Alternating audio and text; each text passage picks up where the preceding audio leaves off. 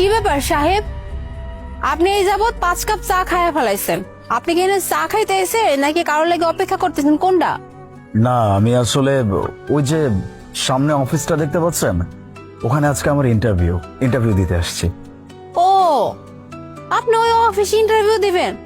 সাহেব, আপনি তো মেলা ভুল করে ফেলাইছেন। ওই অফিসটা খুলে সকাল 10টায়, আর এখন বাজে 8টা। আপনি 2 ঘন্টা আগে আয়া পড়ছেন। আমি কোনো ভুল করিনি, আমি আসলে ইচ্ছা করে আগে আসছি।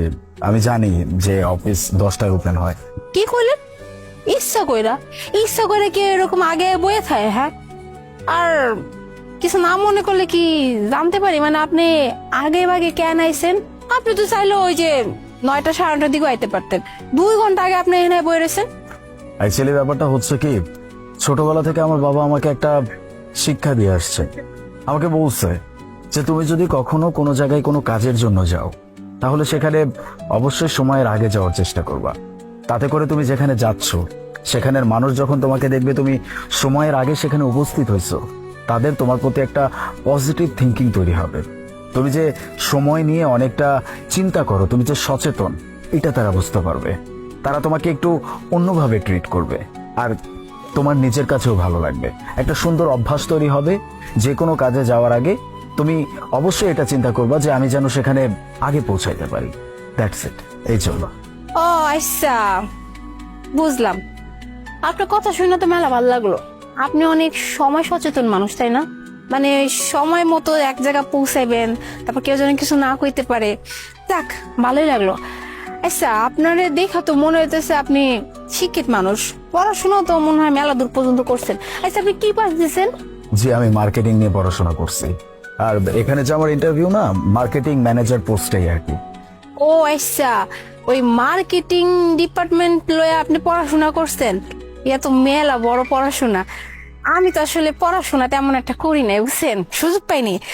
আমি ওই যে কাগজপত্র তেমন কিরম হয় বুঝি না। আপনার হাতে তো দেখতেছি ফাইল আছে, কিছু না মনে করলে আপনার ফাইলটাকে একটু দেখতে পারি? মানে দেখতাম আর কি যে পড়ালেখার কাগজপত্র গুলা দেখতে কেমন হয়। শিওর, এনা।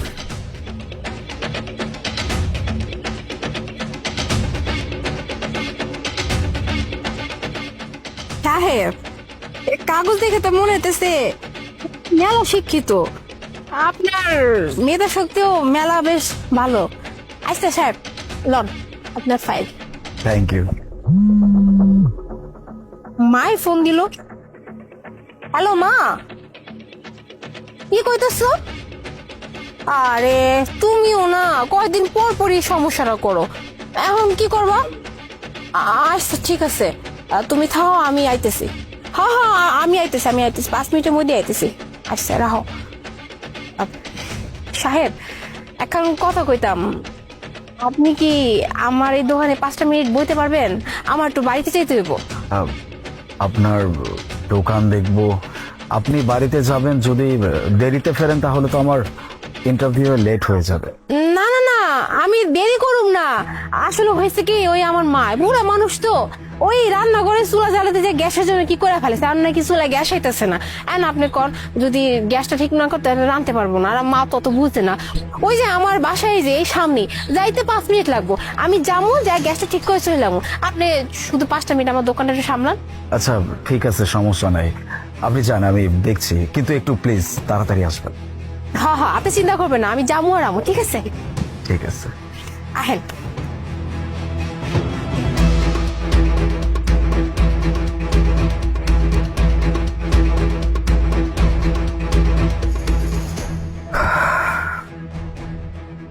ভাই, এক কাপ চা দিন তো।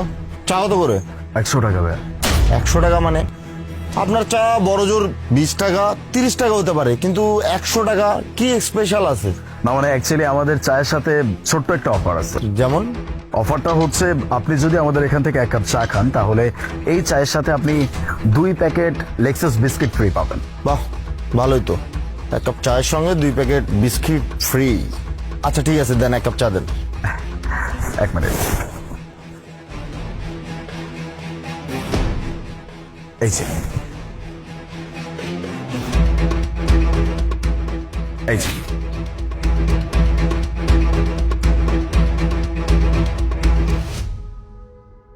এই যে ভাই, আপনার কাপটা।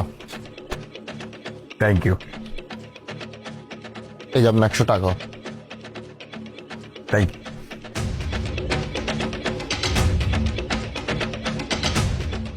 সাহেব আমি কি বেশি দেরি করে ফেলেছি? না না, কোনো সমস্যা নাই, আপনি আসুন। আপু, এই যে আপনার 100 টাকা। 100 টাকা? 100 টাকা কিসের? আমি আপনার এখান থেকে 1 কাপ চা বিক্রি করছিলাম, সেটার টাকা। হোমা, কি করতেছেন আপনি? আমার চার দাম তো 20 টাকা, আপনি 1 কাপ চা 100 টাকা বেচে ফেলাইছেন, আমি তো কিছু বুঝতেছি না। অ্যাকচুয়ালি আমি ছোট্ট একটা ট্রিক্স খাটাইছিলাম আর কি। একটা কাস্টমার আসছিল, এসে বলল যে চায়ের দাম কত। আমি ওনাকে বলছিলাম যে 1 কাপ চায়ের দাম 100 টাকা। যখন আমাকে জিজ্ঞেস করলো যে 1 কাপ চায়ের দাম আবার 100 টাকা হয় নাকি, তখন আমি ছোট্ট একটা অফার দিয়ে দিছিলাম। মানে বলছিলাম যদি 1 কাপ চা খান তাহলে এই 1 কাপ চায়ের সাথে 2 প্যাকেট লেক্সাস বিস্কিট ফ্রি। তাতে করে ব্যাপারটা কি হয়েছে, এই অফারের কারণে একটা ব্যাপার ক্রিয়েট করছি আর কি। উনি ভাবলো যে আমি 1 কাপ চা খাচ্ছি, এটার মাধ্যমে আমি 2টা বিস্কিট ফ্রি পাচ্ছি। কিন্তু এদিকে আপনার 2টা বিস্কিটের দাম বড় জোর 10-20 টাকা হবে, আর আপনার চায়ের দাম 20 টাকা, মানে 40 টাকা। উনিও বুঝতে পারলো না যে আমি ওনার কাছ থেকে 60 টাকা প্রফিট করলাম, আপনার চাটাও 100 টাকায় সেল হয়ে গেল। উনিও বুঝতে পারলো না, আমিও প্রফিট করলাম। ছোট্ট একটা মার্কেটিং স্ট্র্যাটেজি, এটা নিয়ে তো স্টাডি করছি।